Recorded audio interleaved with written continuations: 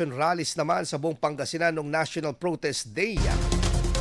Naging mapayapa, higit po na 2,300 na pulis. Ipinakalat po ng Pangasinan PPO. Para sa detalye kasama natin Idol Jam Victorio. 104.7 IFM. Report!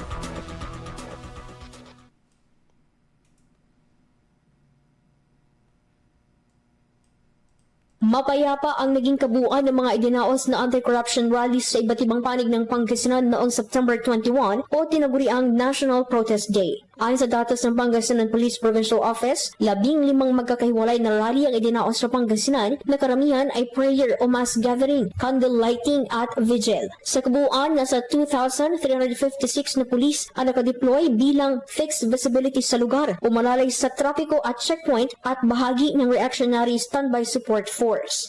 Tinatayang nasa 4,500 naman ng Pangasinense ang matiwasay na nagprotesta sa mga simbahan, paaralan at iba pang pampublikong lugar.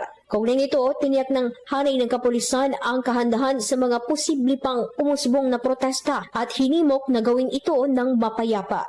Kasama mo mula dito sa IFM Dagupan. Ito si Idol Jam Victorio. Tatak, IFM.